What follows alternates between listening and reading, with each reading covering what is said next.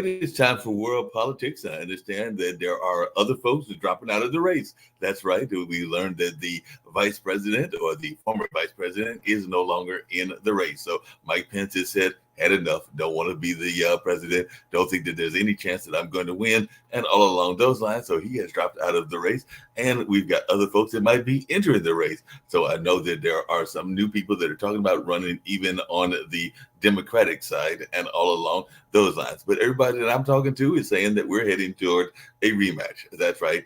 The third time is going to be the charm. Well, actually, in this case, it'll be the second time because it looks like we're going to have a rematch of Trump versus Biden. So that looks like where we're getting ready to head to. And of course, if either one of them would go against this next friend of mine, they would not stand a chance at all. I'm glad to introduce to you the next president of the United States, none other than Adam Lamparello. So we do know that Adam will be running, and he runs and he enters the race against those fine folks, both Mr. Trump and Mr. Biden. I am pretty much confident that Adam Lamparello will win the race, and I think that he secretly made a call to Mr. Pence, which is why Mr. Pence dropped out of the race. So go ahead, Adam. Go ahead and admit it. You're the one is the reason why Mr. Pence is no longer in the race because you called him and you said, I'm getting ready to enter, and therefore you need to leave the race. So isn't that what happened? Well, Mike Pence has common sense, and as such, he left the race.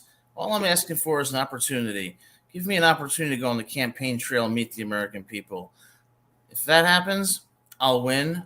Trump and Biden will lose, and we will make America great again, but in the right way.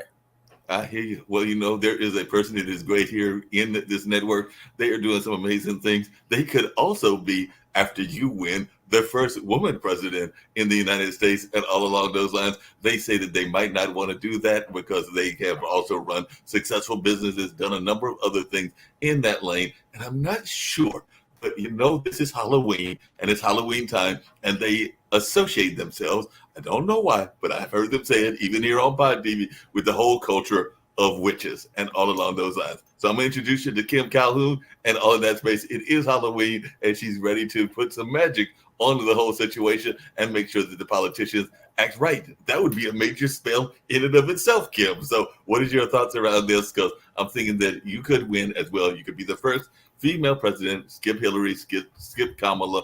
I'm thinking you could be the first female president, and not just the president or CEO of Pod TV, but president of the United States. Oh, I think I'm very happy being the president of Pod TV, and I'll let Adam handle it and just back him all the way.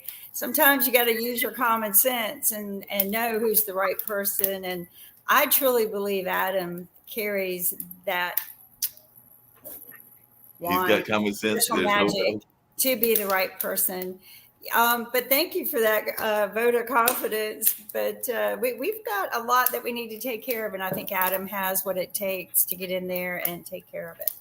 No doubt, Adam definitely got it. But one thing that we oftentimes hear about is that there are leaders that also come from what some people call the left coast or the west coast and all along those lines. And we've got another guest that's going to come on. I think that he would do better than none other than Gavin Newsom, because I know that Gavin Newsom is a talk of somebody coming from the west coast, but we need somebody that's got some common sense, some leadership abilities and all along those lines. So if nothing else, Adam should make this man his vice president, and I'm bringing on Jim Eade. Jim Eade, you've got some common sense, you've got some great knowledge, and all along those lines, and I think you can do better than Gavin Newsom. So that is why I'm thinking that you can be a great vice president. I would vote for any graduate of Hogwarts.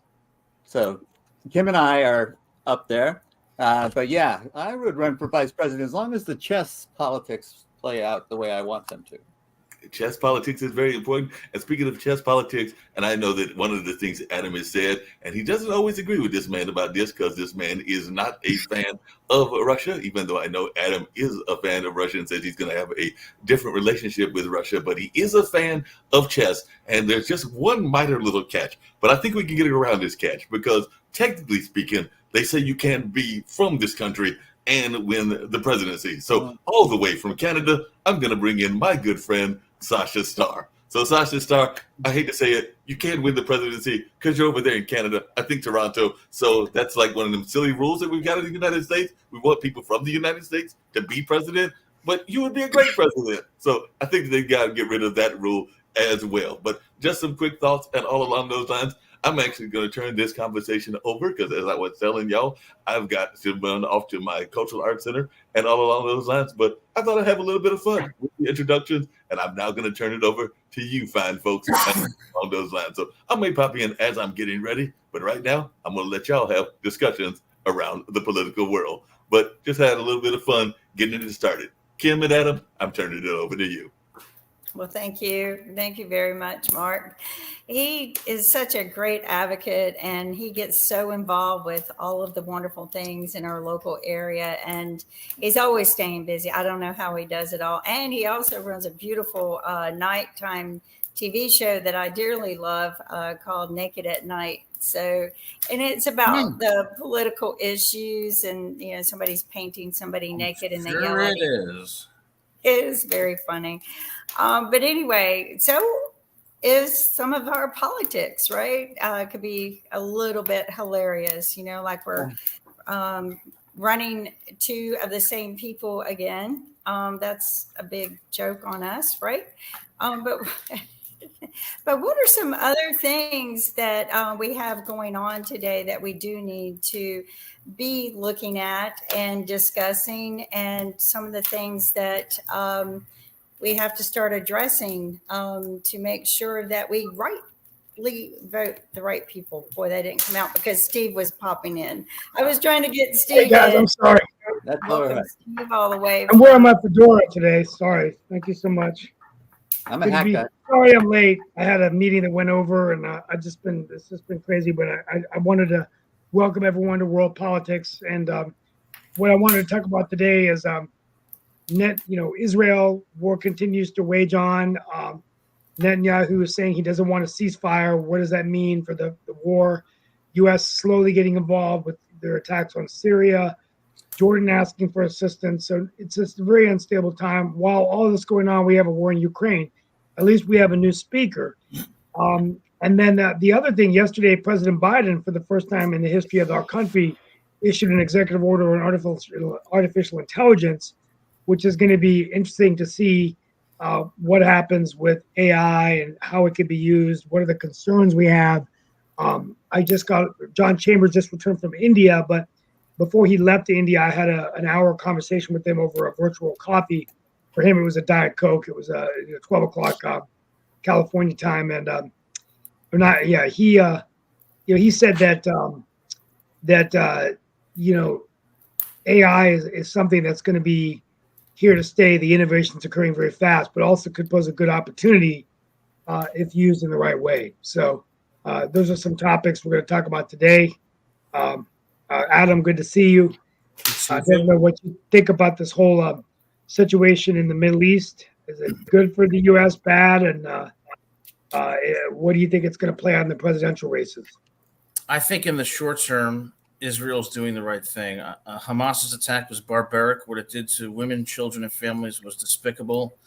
I think Hamas needs to be eradicated. However, I also believe we need a Palestinian state. And we have to separate the Palestinians from Hamas. And if there's going to be peace, there's got to be a recognition of Israel's right to exist, and there has to be a Palestinian state. But before any of that can happen, Hamas should be destroyed. What they did was not only despicable, but they will never stop. They don't recognize Israel's right to exist. The conflict will never be eradicated until these extremist elements are eliminated, and we have moderation that leads to a two-state solution. We have to have compassion for the Palestinians and the Israelis. That until this is settled, we're really not going to have our country ready to do anything. I mean, is it so? I mean, I'm devastated by all of the war and mess that they're doing, and all the innocent lives that are all these innocent people that are dying, that it really, this shouldn't be happening. But is this something that you believe that we need to have settled before we can move on? I don't think it's ever going to be settled, if you want my honest opinion. I think the Middle East crisis, Middle East problem, it's an intractable problem. We've been saying for years a two-state solution.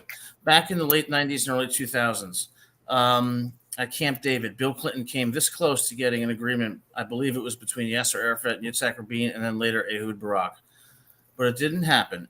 I predict more of the same going forward for years to come, unless we have a true Palestinian state with moderate leaders that recognize Israel's right to exist. But I'm not optimistic, to be honest with you, and I think that we're going to see more of the same in the years ahead.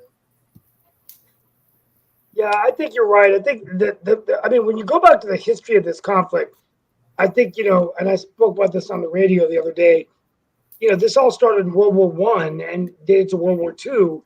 And, no matter what happens, it's kind of like the Palestinians have their side of the story that they were there before. You have Israel that wants to have their own state. We've had, Camp David Accords. We've had, successes of bringing the two-state solution. But now I think it's kind of like, does this flare up and go back again? I mean, I think it's just a very unstable region, and I don't see this playing out well in the near future. But one thing I'll say is that we just can't be worried about the Palestinians and the Israelis. We have to worry about the broader implications of this conflict. Namely, Russia is starting to take the side of Hamas. Iran. We have to worry that this is going to have ripple effects that could lead other countries into wars too. And that is the kind of the wild card. I'm not sure how it's going to play out, but that's what worries me, in addition to the instability between the Palestinians and Israelis. Oh, on the other front. Do you think that BRICS is getting involved and they are backing Hamas at this time? The organization BRICS. Do you think that, I mean, you've listed a few names there. Is that something to be concerned about? Yes, because Russia's getting their weapons from Iran. That's why they're backing Hamas. And we're creating alliances that could be dangerous, and we're creating tensions that are going to extend far beyond the Middle East. And how we resolve those, I'm not sure yet. That's, like I said, the wild card. Yeah, I mean, I don't know. Very much. And all the way from Raleigh, North Carolina, Nick Palaveda, one of the founders of Pod TV, has joined us. Welcome, Nick. I was going to say that a new person has announced, Dean Phillips, who's a representative from Minnesota, has announced his candidacy for the presidency of the United States to compete with old Joe Biden. So, and this guy has serious money. Before we get this, I want to throw something out just before we bring Sasha Starr in, just something that I heard from Governor Roy Cooper in North Carolina held the Democratic Summit, and I was one of the sponsors, and the guest that evening was Secretary Buttigieg, so we got to spend some time with him, who's now the Secretary of Transportation. But what was very interesting at the end, we had a very good presentation from a consultant in North Carolina, which Morgan Jackson from Nexus Strategies, and what he said was very interesting. So what's happening in North Carolina, the trends are looking that the urban areas are growing faster and that the Democratic areas are growing much faster in North Carolina. So there will come a time when it becomes a blue state. The challenge right now is that 80% out of most rural areas in North Carolina Republican are 95% white. And in the urban areas is much more minority makeup. So what's happened is the legislature, basically turns them out to keep the majorities, the supermajority vetoes. Mark Robinson is actually right now in a slight lead against Josh Stein because he's raised more money than any Republican governor in the North Carolina history. And so it's going to be a close election. But what's interesting is that what I got out of it was that Biden's going to be putting a lot of money in North Carolina, and that Biden is the nominee that the Democrats had to get behind. So that's what Morgan Jackson said. They just need to say, you know what, if we're going to beat Trump, we got to go with Biden. But I'm not hearing that from a lot of Democrats. Hey, just really quickly, and this is a question I had for Adam before I totally disappeared, as I said I was going to do earlier. But Adam, one of the things that I remember from the 22 election, and you actually are somewhat part of the group, even though you're even older than what I'm getting to mention and everything. But the youth vote seems to be very important. I've heard some very interesting statistics that between 2016 and 2020, youth voter turnout jumped by 11%. And in 2022, they recorded the highest turnout in the first midterm compared to other generations. So you are probably the closest to that generation, even though you are definitely older and definitely in that 40-50 set or in that kind of range, but you're closer to that youth voice and everything. So is this a voice that you think is actually being addressed? Are we actually talking to the youth, and are we actually talking to issues that they are concerned about? Because even when y'all were talking about the situation with Hamas and the two-state solution, a lot of the voices that we're hearing are the activists out of the youth community, whether we like what they're saying or not. I was even watching a video of Jews for Peace, which was a group that was asking for a ceasefire. And I think a lot of those people that were participating were youth advocates, just like they were in the Moral Monday protests that were here in Durham. But Adam, like I said, and I'm gonna listen before I disappear, but what is your thoughts around this notion of, are we addressing the youth, and are we actually addressing what they are wanting in politics? Probably not. And I think it's because the youth typically goes largely Democrat. I think what we need to be focusing on is the independents. And I think the independents are shifting towards Trump for a few reasons. First, they're not as well off as they were under Trump, under Biden's presidency. Number two, I think the border is a significant concern. I think inflation is a significant concern. I think the independents are going to swing more towards Trump. I also think African American and Hispanic voters will vote in a slightly higher percentage for Trump, as I do for suburban women. And I think as a result of that, Trump will recapture the Rust Belt, and he will take Arizona and win the Electoral College against Biden. Because when it comes down to it, whether it's the border, economy, unemployment, inflation, under Biden, they're worse off than they are under Trump. I do believe Trump will win in 2024. Hey, Jim, just really quickly, and then I will turn it back over to Steve as I slide out. But Jim, you teach chess. You definitely teach some young people. So even though you're closer to my age range and everything, what is your feel about the youth? Because when I think about a youth-led area, California has definitely got some very much youth-led kind of forces and all in that space. But what is your thoughts around the youth vote and all in that space? Because like I said, I'm thinking you might be teaching some of these future leaders even there in teaching chess. Well, Mark, I consider you a young pup. Yeah, I'm far removed from the youth, although, yes, I do know, especially the parents of many of the children that are involved in chess. And there's no question that the youth, in my experience, are even more to the left than they were. Often there's a backlash, like there was hippies, and then the young generation came behind the hippies, started to move back to the right, and then the next generation moved to the left. There's all sorts of intergenerational things that are going on. But one of the things that I'm seeing is that the young people growing up today just aren't buying the hate mongering that's coming from the right.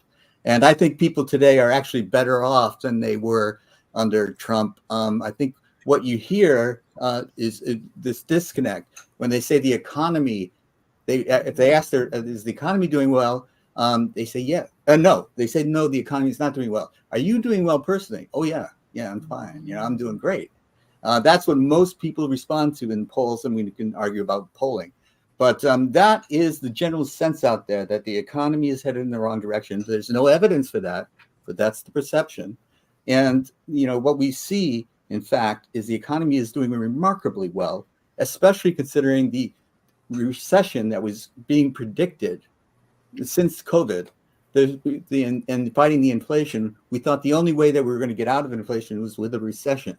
But wages keep going up, jobs keep growing, unemployment keeps dropping to record lows. So people are generally doing very, very well, but the perception is other. And but I still think that the legal problems that Trump is having is going to trump all, and there are going to be the independents that just won't have it. There's going to be Christians that just won't have it. They can't justify what they're seeing, what this guy does, and get it straight with their religious beliefs. Now, there's always going to be about 1/3 of the country that's going to be still wearing their MAGA hats. But the independents are going the other way. The young people are going the other way. And I wish we had a younger person than Biden running for president. I really do. But when it comes down to those two choices, there's no choice. Even if you think it's a Hobson's. I've never met him, and because I spent some time with him, I got to be honest with you, I was very impressed with Pete Buttigieg. I found him to be, he's a veteran, served 2 tours in Afghanistan, young, charismatic, he got the, Rhodes Scholar. I think he's got the mind. I mean, he is a homosexual, but I have no problem with that. But from a commander in chief, someone young that I think, the first thing you have to ask yourself is, could you lead this country? Could you be the commander in chief? And the answer to that question for me and the time I spent with Buttigieg was absolutely yes. I found him, and I've met Kamala Harris as well. But compared to Kamala, I found him to be much more in the moment, much more alert of his surroundings, very direct eye contact. The last person that I've ever met in politics that had eye contact like that was Colin Powell. I think it's a military trait.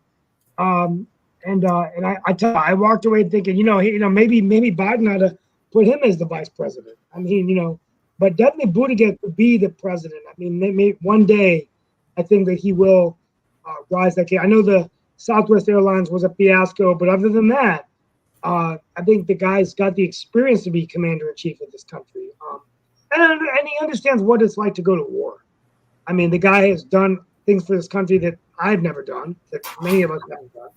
I put his life at risk for all of us. In question, and like I said, I'm definitely running out the door and everything. But is the country ready to elect a member of the LGBTQIA community? And I do know there's a lot of folks that still have that kind of Protestant Christian view and all along those lines. So I just don't know if we are ready yet to do that. But I'd love to hear y'all. Speaker of the House, Mark. Background. Speaker of the House.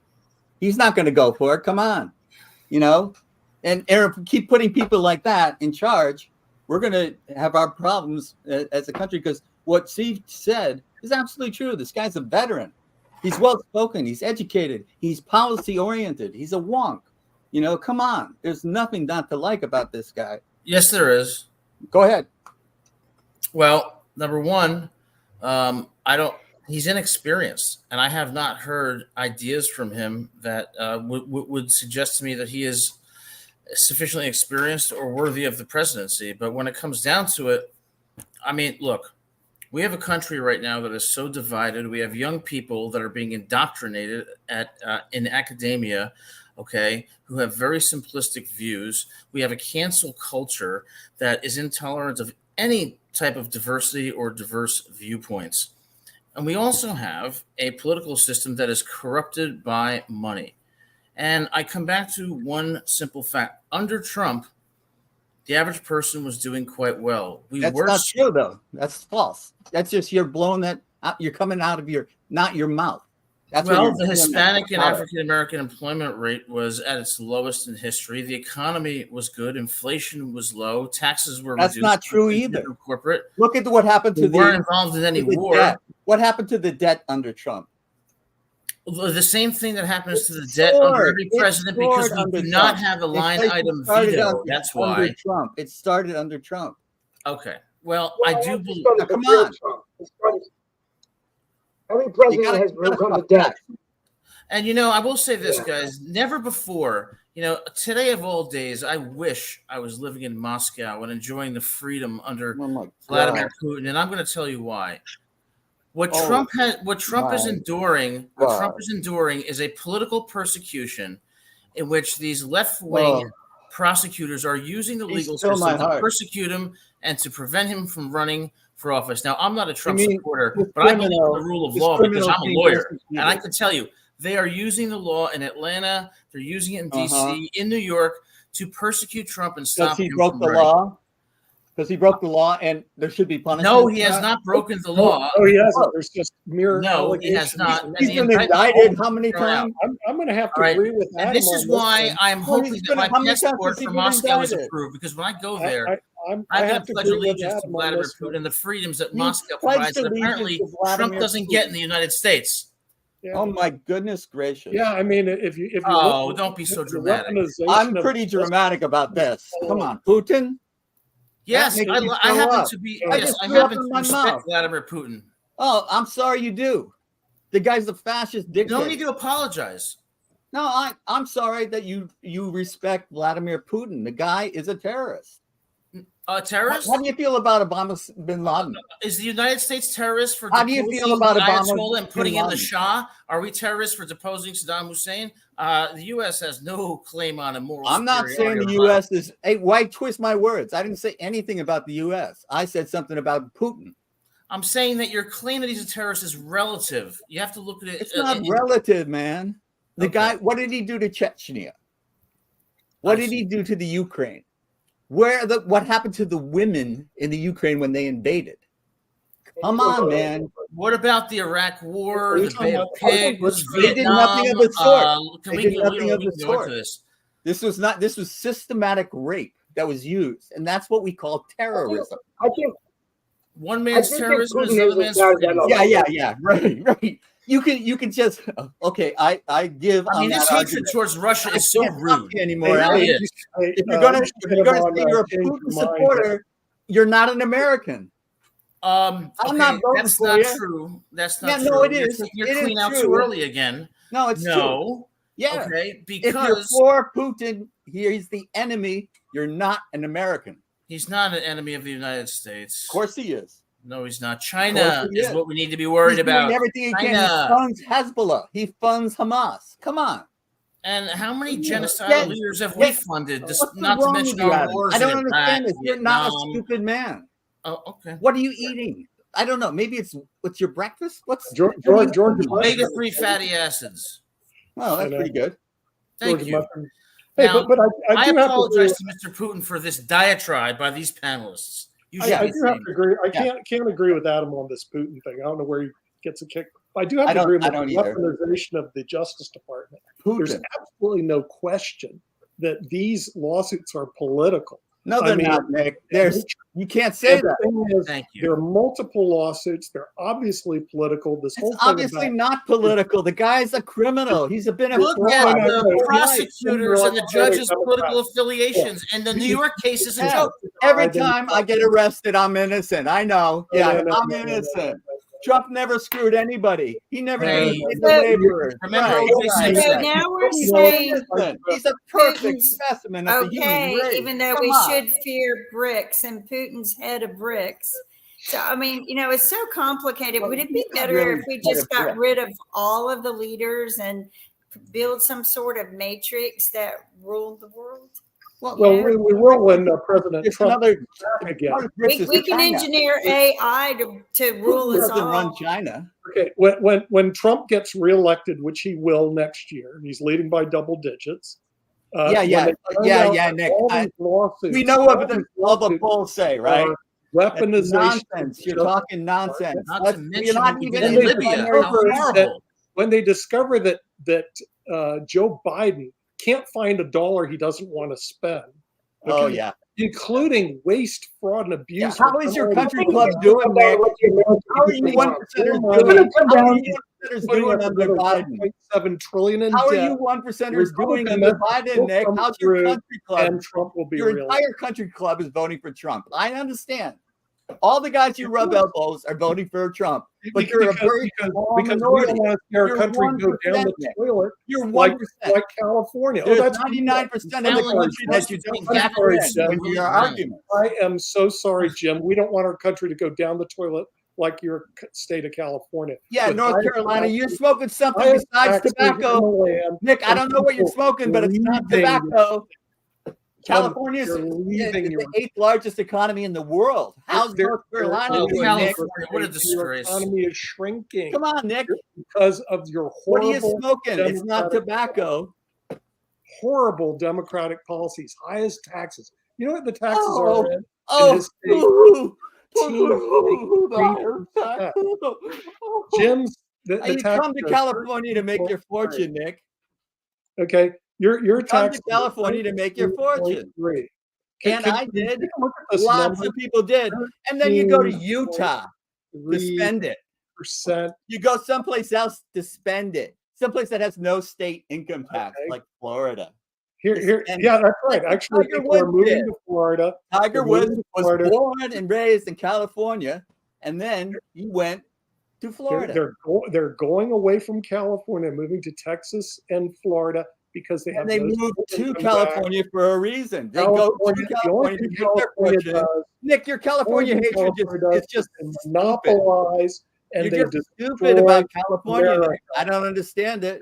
They have You're their monopoly. stupid to hate another state. Google. This is what Trump does. He puts one state against another. This is a Trump supporter talking here about another state. People don't argue He's like hating this on in another Russia state. because they respect the There- regime. There's your tax. You just hate California. Okay, say it Here's and get your over California yourself. Reason to leave if you have any talent, and you can figure a way out. People are leaving your state, Jim. People are coming to the state, making their No, fortune, they're not. and Go then look at leaving. the Nick. numbers. Go look Then at the they're numbers. leaving. I'll be You're leaving in about 5 expensive now minutes. to live here. That's the problem. You don't understand California. You never lived here. I'd rather be in No, St. it's- Petersburg. I moved there to make my fortune, be in and I California. did. No, You don't know what they you're wanna talking about, leave Nick. there. Nick, They stick want to to your leave there. The nation. smart people Nick, are go to your leaving. country club and talk to people like yourself. Yeah, How they're leaving elitist. California. It is the elitist. This guy's I'm one really percenter. He's the elite. Tons of This is homeless what Okay, happens people. when Steve chess has players got argue. something They he have wants no to people. say. Steve, Hey, what come on, do you have Steve. to say? Get control of this meeting. I just Steve, think, what well, do you I have think with the Have a president, break on California. It's that simple. I think with the presidential election, it's just going to come down to about 5 swing states. I think a lot of it's going to come down to how much money Biden is willing to invest in some of these swing states. I know in North Carolina, he's investing about 25 million. I think that's going to help out the whole ticket from governor down to top bottom of the ballot. I'm going to make an announcement. I'm going to make a decision by the end of the month of whether I'm going to run for labor commissioner. I just don't know whether I'm going to have the time to manage a statewide campaign. I think right now in North Carolina, as a Democrat, unless you're Elaine Marshall, it's basically impossible to win a statewide race. So it's just crazy. But I think that the bottom line is that we're just like Adam Lamparello said, we're such a divided country, and we are a dysfunctional superpower. And we're not. I mean, look, political parties used to be about making the sausage and developing policies that would be compromises from each party. So if you look at Lyndon Johnson and the segregationists and the Southern Dixiecrats, they worked together to pass voting rights legislation, civil rights legislation. But today what's happened is the party is just a symbol for the extremes of each side, and the middle has lost their voice. So the Democrats on the middle, they're being extincted, and the same ones now on the Republicans. So all we're hearing about from the media is the left and the extreme right. How come we never hear from John Kasich? How come we never hear from moderate Republicans that I respect, even as a Democrat? Sununu in New Hampshire. Because Sununu in New Sununu, Hampshire, yeah. Republican. He's just a conservative. He's not Reason- crazy. Look, the Right. reason that you don't hear from moderates anymore is because the extreme parts of both parties have really taken control of the narrative, meaning that the moderates aren't being heard, and neither side, because they become so extreme, False wants to equivalency. compromise. So they've been marginalized. That's happened to one party, the Republican Party. No, it's both parties. no. It's like the That's Israel-Palestine false conflict. equivalency. There's No, blame no, on no, both Joe sides. Biden is And the moderate. second thing I'm going to say that Joe nobody's Biden is talking moderate. about. No, The he's second thing not. that's nobody's Yes, talking he is. about. Come on. He supports spends the money guys, like come water. on. Oh, You guys are blind. He's putting Joe our country Biden, down of the course, he's a don't moderate. fight like this in Moderate Moscow. left. Now, what I would say is that Come what on. people aren't talking about is that when Biden won in 2020, he won when we had COVID. So he was able to run essentially in his home. In 2024, he's going to have to run a traditional campaign.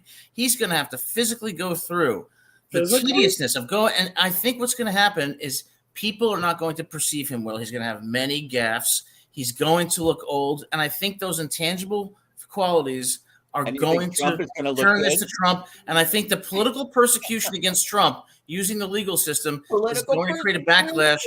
Trump in 2024, and he's going to build an alliance with Putin that makes us not only greater but Come safer. on, man. You don't And- know what political persecution Trump was. is already double digits ahead of Biden. I know. Call the election. It's so difficult being right. And all the Democrats are going to be crying in their soup when they find out Biden is a complete fraud. He's spending the government's money into oblivion. His last budget, he's I can 1.7 hear billion. you rubbing elbows at your club, man. Sasha, Yeah. we haven't heard from He- Sasha he- start. I- So, Sasha, I think I- come on, I- man, Let's before I hear from leave. somebody who's got a brain. Goodbye, Joe. Question Goodbye. is to Nick.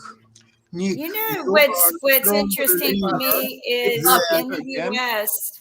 we spend more time campaigning than they do running in the office. Isn't that interesting to you? I mean, this was a joke in Australia about us. Is that we spend more time campaigning and debating than our politicians don't run the office that long. So I mean, it's just interesting. Well, that's the house. That's true of the house. They always Well, start not in Russia. campaigning. Putin's been there for decades, and rightfully so. That's Right. this term limit thing really bothers me. I mean, when you have a good leader, why not stick with a good thing? That's right. Yeah. When you have a fascist dictator, keep him. He is not a fascist dictator. He He's is a a fascist nationalist. dictator. Keep him in And in power. Russia, you'll be just Until fine someone as long as you don't get out of assassinates them line. when there's a power change. Yeah, like all fascists. As long as you don't That's get the out way of it line, goes. you're fine. You're in charge until someone blows your brains Yeah, out. yeah, You're not he's in charge. he's a lot like, I have to say Putin is a lot like Joe Biden. He's He a allows genius. no- He is.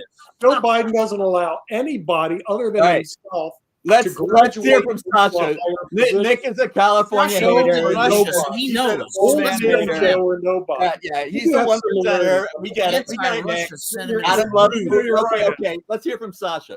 You're right, Adam. Biden Adam. has a lot of similarities. with Sasha, Putin. start, please. We haven't heard from him. Adam, Now, Nick, question zip to it. you. Adam, question to you. You support Mr. Putin. That's fine. It appears to me that you also support Hamas. Why do you support Hamas? I don't support Hamas. Oh, I you think don't? what they did was Okay. despicable, A and I few think they days should be ago- wiped off the map. Okay, good boy. A few days ago, Putin hosted the delegation from Hamas officials. It was official. It was shown on all Russian television channels. So, how would you explain that? I'll listen to you, Adam. How would I explain that? Yes, please. When did he host this? 3 days ago, particularly I don't- Saturday, Sunday. I don't know enough details to be able to explain it one way or another. What I'm trying to say about Putin is, okay, so everybody hates Putin. Well, what's the alternative? What is the alternative to Putin? And what threat does Russia really Well, we don't pose know. to this country? What threat does Gorbachev. Russia pose to this country? Well, we don't. Ask We should Ukraine. be We don't focusing really on know that. China and Iran. Why don't you ask Ukrainians? And if Russia will be successful in Ukraine, then you will ask Baltic states. I don't want to ask the then you will Ukrainians. I want to ask Poland, NATO. Then you will ask Germany. Then you will ask France. And then you will ask your country, United States. And you can who is blame now NATO for that. helpless. You don't have military production. You have nothing right now. The Russian is building a huge and very effective force. And if it wouldn't be for NATO and United States, they would overrun Ukraine a long time ago, and they would go to Poland, they would go to Baltic states, and on, and they would take, and once they would start to take over Europe, then American boys would have to go and fight in Europe and be killed mercilessly I mean, you by asked me Russia. questions. Do you understand that or not? No, you asked me a question. I'll ask you a question. I want to know why you view Russia as such a threat and why you believe that deposing Putin is somehow going to lead to any substantive change in our relationship. Okay, it's at this point it's irrelevant whether it's Oh, Russia it's irrelevant. with Putin or I without. got an It's answer. irrelevant. Russia is now a juggernaut. It's the same state as was fascist Germany in 1939. There is no difference at all. They want to take revenge for losing the Cold War when they were reduced to nothing. They were absolutely nothing. No money, no food, no nothing. US could take their nuclear arsenal for a song, say for not even $1 billion, probably $500 million would do. They would disarm Russia once and for all. Instead, they were sort of trying to help Russia, and even to help Russia, not that much. Sasha, I don't see Russia. I'm not like a Russian supporter per se, but quite frankly, I don't see Russia as even close to a threat to the U.S. or national security at all. I'm worried Right, about but look China. at I'm worried about Iran. I mean, Russia to me. You're worrying about what makes you to worry about Iran? Okay, explain. I'm sorry? What makes me worry about Iran? What makes me worry about Iran is not only are they funding Hamas, but after we, depose Saddam Hussein in Iraq, they're the major power and they are the major threat to Israel. And we don't want them getting nuclear weapons. Is a threat to Israel. You must be crazy out of your mind. What do you think? How many days will last the war between Israel and Iran? They will never fight with their own forces. They are scared to death. What they're doing, okay, here's a little Hezbollah, here's a little Hamas, here's somebody else, Yemen. That's all what they're doing once it will come really to show. Now, don't worry about Iran helping Hamas. In a few days, there will be no one anymore that Iran will help. Well, I hope so. There is no one who will help to Hamas. That's the end of Hamas. There will be no such a word. You have to go to Wikipedia to say, Hamas was a military organization from 1987 to 2023. They were fighting so many wars. They did so many terrorists and so on. That's about all. How would you characterize our relationship with Russia in 1988? In 1988, it's a good question because in 1988 we had good relations with Russia. We made progress with Russia. You asked me a question. I just about started. I'm sorry. Go ahead. I apologize. I have a theory on that. I think what happened was here's my theory on it. I want to go back and actually. It's interesting. I actually want to go and attend some political science classes at both Carolina, where my daughter's a senior. Steve, are you trying to help me to answer Adam's question? Or I just don't support this hatred towards Russia. We had good relations with them under Reagan and Bush. Yeah, answer, Sasha, please. Why this hatred towards Russia? Let Sasha talk. Adam, Sasha, please.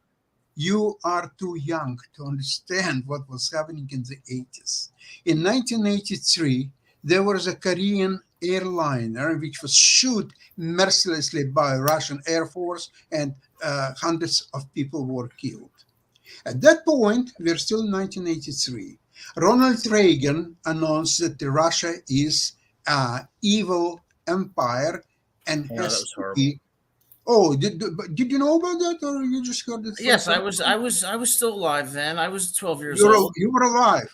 I was in New York City when Gorbachev got out of his limo. You were not dead. That's a great moment that was. Okay, so let's think. Okay, so you were alive, as you say. Okay, so 75 I was born. In 75, you're an old guy. You will be soon. You will not be eligible for president on the same ground as Biden in a few years. However, let me state the following. So Ronald Reagan came up with the concept of Star Wars, so-called, when there were lasers all over the place. Russians were so scared that when they explained that concept to already Gorbachev at that time in 85, and they told Gorbachev that we have no means to reply to that. We have no technology, we have no money, we have nothing. That led to a perestroika, so-called, that Russians wanted to modernize or whatever. Comes 88. What's happened in 88? On Chess Olympiad in Greece, Thessaloniki, I met Garry Kasparov. Garry Kasparov was already a world champion. You met Kasparov? Yeah, I know him very well. I have several pictures with him. And he was actually one who endorsed my project of Chess Stars. Now, when I met Kasparov, we had about 30, 40 minutes talk over coffee and so on. And I asked him, what Russia will do in a threat of the American Star Wars program, and America will dominate. Can Russia come up with anything? Garry said, no, they don't have anything. They have nothing. Zero. Because they are behind in technology, especially in computer technology, in microchips. They are not several years, they are centuries behind the West, and particularly the United States. They're absolutely helpless. They're zero.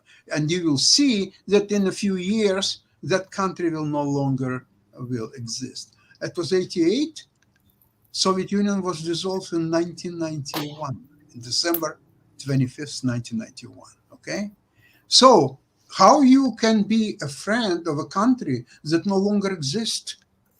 The country that no longer exists has still a place in United Nations. How is that possible? There was no process to say, okay, Russia is now taking a place of the Soviet Union and let's have a vote.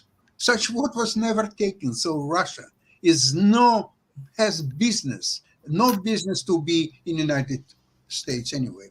Yeah, Chip, please. Yeah, I would say that we're not going to make progress until the people that lived through the Cold War, like Putin, like Biden, like Trump, are dead. And we have younger people. We talked about Pete Buttigieg, the governor of New Hampshire, Sununu. There are sane people that are younger that didn't grow up with the hatred that we had during the Cold War. So these passions aren't there. So there could be a cooperation between states like Russia and the United States, despite their long-standing animosity, if younger people could build the bridges of peace. It's not out of the question. It can be done. But with our current leaders, with their old hatreds, a man like Putin, ex-KGB, he influenced our elections. He tried to make them as much acrimony as he can build in the West. He tries to stir it up.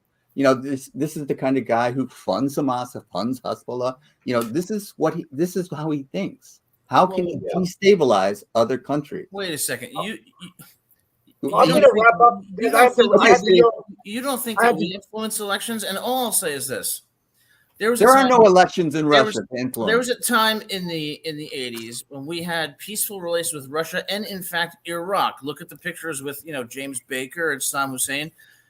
I am not for vilifying Russia. I don't believe there's any reason to do so. And this animosity towards Russia, to me, it's not Russia. It's Putin.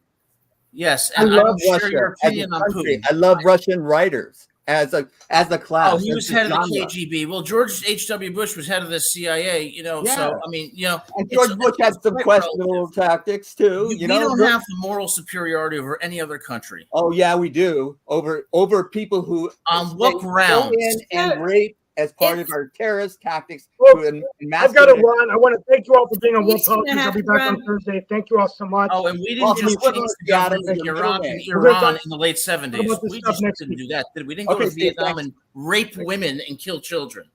Signing off, Steve Rao. Thank you. Bye, Steve. Happy Halloween. Joining us. Bye, Adam. Happy Halloween. I have a question.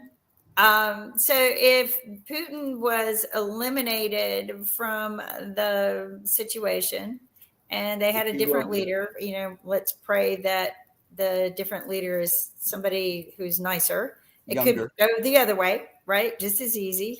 His replacement is just as mean. But if Putin was eliminated, could we get along with Russia better? Absolutely. It's possible. Like you said, though, it could go worse. There could be somebody worse than Putin.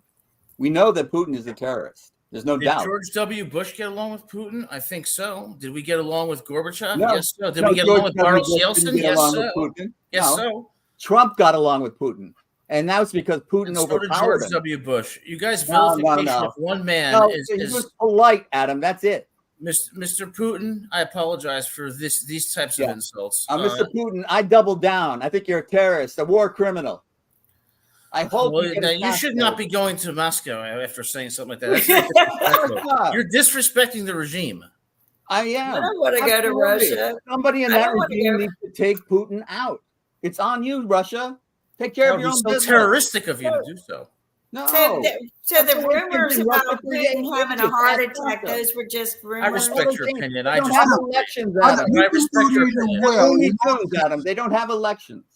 Adam, like elections are a great thing. Look at what elections in the U.S. produce. Donald Trump, Jimmy Carter. Democracy is a great thing.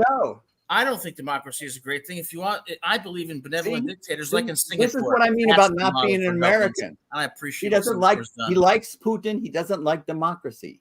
This is not an Well, America. I don't what's either. the nicest, safest country that exists today, and how are they ruled? Finland. And how are they ruled? They have a socialist capitalist Yeah, marriage. James is right. Finland is a place where Finland is probably my favorite country. They value education. They They're the value happiest. They're the happiest. yes. Finland is a beautiful, beautiful place. If I could go to Helsinki right now, I would on my way to Moscow. It's But still do you think it's safe and, You know, and Sasha's the right. people are happy? Is it safe? don't- and the You people could get are to happy? Moscow, Adam, but you couldn't get back. Personally, I think I wouldn't want to Japan. come back. I would be welcome with open arms. Have you ever heard the Russian national anthem? I mean, geez, it gives you Oh, chills. I think Japan You is. do the get chills in safest. And you're Siberia. a chess player. Look at the chess In prodigies Siberia, Russia. you will get chills. Adam, Yeah, I'll tell you here one we thing. are, You're Sasha. into something. The more you're going to talk about how great is Putin and Russia and so on, you can do a good career with Russian intelligence service. They're looking always for people like yourself. Useful idiots. Let's And- not go that far. they I don't will- love Putin. I just don't think he's the horrible monster you guys make him I out to think be. you Jeez. like Russia better than you do Putin, and I think we're timed out, so we'll see everyone. No, we're not actually. We got Nothing wrong with Russia. Looking at the A wrong good clock. leader can't It's fit. beautiful in Moscow. Have you ever seen the pictures? Oh my Oh. God! If there's heaven on earth, that's where it is. I lived there. And I maybe know. in Los This Angeles, guy's talking in about the pictures. Hollywood Sasha Hills, lived there. I lived there, my darling. and in I Helsinki. No, Helsinki. I never left in Helsinki, but I left in Moscow. I spent a few years in Moscow. I rented an apartment there, and I was sort of in the middle of everything. And I remember how everything started to deteriorate around a year 2005. Once Putin was elected for second term, he had first term from 2000 to 2004, and then 2005, 2008. From 2005, everything started to change. He had a Munich speech in 2007 when he declared that Russia is going to fight for its place in the world, that it's going to fight all these imperialists and US and NATO and everything else. And next year, 2008, they started invasion against Georgia, and they blocked Ukraine from joining European Union and NATO. In 2014, they annexed Crimea. In 2015, and they started war in Syria, and on and on and on. And it's just one little man, this Putin, your darling Adam. That's all he did. Bravo. It's all old Bravo. war. It's all Cold War bullshit. And now he spends time with Hamas delegation. And you know Living in what the was past. happening in Makhachkala airport in the south of Russia? There were people, hundreds of people, all Muslims. They were waiting for a plane coming to Makhachkala Jews. from Israel. From El Al. They wanted to find all Jews and kill all of them. This is Putin's Russia. That's what's happening there. Yeah, think about all the pogroms that were Pogroms? run. And So- this is stuff, like Fiddler on the Roof. This stuff was Russia. Absolutely. I mean, whenever Russia had internal problems, they were turning everything against Jews. And this is why Russia has so engraved anti-Semitism there. So you can just say one word and you can see demonstrations, you can have pogroms, you can have almost anything. This is the reality of Putin's. Did you enjoy living in Russia? No. Why? Well, because you never feel safe. If in the evening, once the darkness is there, you are trying not to leave your apartment or hotel or wherever you are. I'll tell you what Alex Yermolinsky told me. He's a Russian grandmaster of St. Petersburg. And he said I it was like dog living eat in dog. in the Bronx or Brooklyn. Pardon me? I was No, talking go and I ahead. got interrupted. I was going to say what Alex Yermolinsky, a grandmaster born in St. Petersburg, told me. He said it was dog eat dog, so you found a pack. You found a pack that you ran with so that you could be protected. Each of us could protect the other. Protected Yeah. from what? Just use your imagination, Adam. If you did something wrong, your neighbor would tell on you, and then you would get arrested, and then you may disappear. Right, That if you got out of line. if you did something that the state did not like you to do. You don't If think it- that doesn't happen here? Yeah, I do think it doesn't happen I was here. just don't going to think say, it what do you disappeared. think happens here, I and what's think it happening to does Donald happen Trump with these here. prosecutions? He's not disappeared, Adam. We don't have Oh, a give it Siberia. time. We don't have gulags. Remember we don't John have F. a Kennedy? gulag archipelago. John F. Kennedy got out of it's, line. unless it's for urban blacks and people of color, See, they get arrested and shipped off. I to- respect your opinion, to- but to I do not jail. believe the U.S. has any moral claim of superiority on Russia or any other country because we are guilty of the very things that you allege that Russia. Now, you and I are pretty much aligned on that, except I think you're taking it to an extreme that I don't go to, which is to say that these terrorists are equivalent to the United States. They are. I will tell They're you not equivalent. that It's a false our equivalency. government can be just as big a terrorist as any other government in this world, and I have evidence of it. We have And done country, very bad our things. country, Jim, has become so dangerous. I fear going out of my door without a gun. You get threatened if you are pro-Palestinian. You get threatened. You get your life Or threatened. black in the South. Harley people. Oh, don't come around here. We'll Black beat in the your South. ass. So, and there are mass shootings almost every day now. Hey, no one is going to defend And the United States and say that they're this There great is- country that's never done anything wrong. However, we are a country of life, liberty, and the pursuit of happiness. how And many we fall countries short of have our as many ideals all mass the time. shootings? We How fall many short of our countries have ideals. this many mass And shootings? this Trump was responsible for a lot of this divisiveness I agree. that has led to hatred and the hatred I of the agree. other. And it We doesn't don't matter fall short. who the other is. We It don't doesn't fall matter if short. it's blacks, Jews, Catholics. It doesn't matter. It's to hate somebody. And that's empowering for a while when you get around people that hate like you do. And this country has taken a real wrong turn going with the Trump crowd. Oh, And I it's gonna get agree back. because the hate It's just gonna go back. elevated. It's also taken a The wrong hate got turn. way elevated. It never was like that in my It's entire also, life. it's I was also born in the taken a wrong turn. 1950s, Adams. I never saw it like this. I saw the Vietnam War protests. I participated in the Vietnam War protests. It was never as bad as it is now. This is not all reducible to Trump. Trump is not single-handedly to didn't blame. Our start that. academic I never said he institutions are to started it. blame. I never the said he proliferation started of that. morons in the Words in my United States mouth. are to blame. Don't put words Farce in my that mouth. is elections. But Trump was like throwing gasoline on the fire. Everything that we hate, lots of stuff happened before him. This whole Tea Party business was nuts. However, he was elected president and he had the bully pulpit. And instead of calming people down, he inflamed it. He has to pay the price. My family is James, probably imagine the a biggest conservative in a Trump classroom supporters at in the Yale world. trying to offer a conservative opinion. Do you realize how they get vilified? Do you You realize know how many people in vilified? Yale, like George You want to Bush? talk about fascism? It's on the You left. you don't in know the Ivy League Yale. colleges. My uncle went to Yale. Well, And- your uncle went to Yale at a time when Yale was not the way it is today, yeah, but George Bush went to Yale.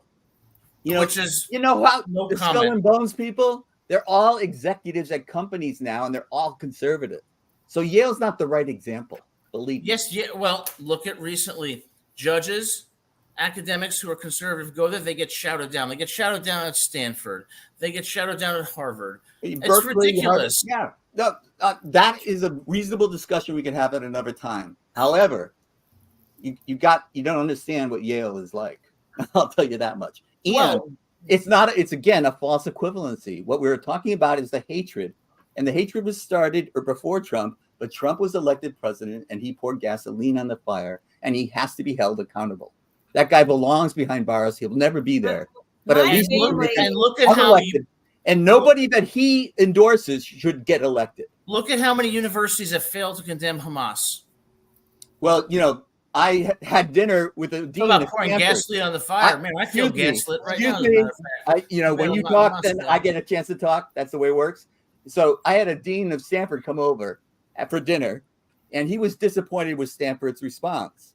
And then the faculty got together and forced them to issue a second news item about it. So yeah, there's a lot of controversy. So don't paint it all with one brush. There's a Well, lot of same people- to you. Same to you. Don't paint Trump with one brush. I will say I No. respect Stanford. I spent a week at Stanford on a constitutional law. Great place, great professors. I live in walking distance from it, and I take continuing education courses there. Yeah, I'm a Stanford fan. However, the point is that it is a false equivalency to say, Trump is like these guys. There's an extreme right now that has taken control of the Republican Party, and that's damaging to our country. They couldn't even elect a House Speaker, and then they did. They elected this guy who's kind of a little weird, don't you think? I mean, he says homosexuality is a choice, and I think it's because he's pretending to be heterosexual. Yeah, he's a weirdo. I dismiss him, but what I will say is that when you say false equivalency, that's ultimately subjective. What I think we can agree on is that people like you and me, if we were governing, I guarantee you we could meet in the middle and listen to each other and come up with principled solutions to problems. Our politicians can't, and that's a shame. Shake hands. Cheers. So I want to say something about the Trump. My family is probably one of the biggest Trump supporters in the world. It's kind of hard for me to go around and I have to just zip it. But they will go around and they'll sit there and, how great he is, but, his chapstick needs to be made out of a glue stick. Well, how is that the world's greatest president? Really? They know he is ill-mannered, wrong, that he has thrown gas on everybody out here and ignited a divide that He's thrown everybody he's known under the bus. Because right. they don't see it that way. But unfortunately, we have really run out of time this time. Somebody said that Jim should dress up as Trump for Halloween. I think Sasha should dress up as Putin for Halloween. And, Adam can go as a president right now. I've done Richard Nixon. Richard Nixon. Oh, what a great president Nixon was. That Watergate was a third-grade burglary. What was the big It deal? was a third-grade And burglary. I want to thank everyone for joining us. And we will see you Teaching that this man. Thursday. All right, we're walking out of here.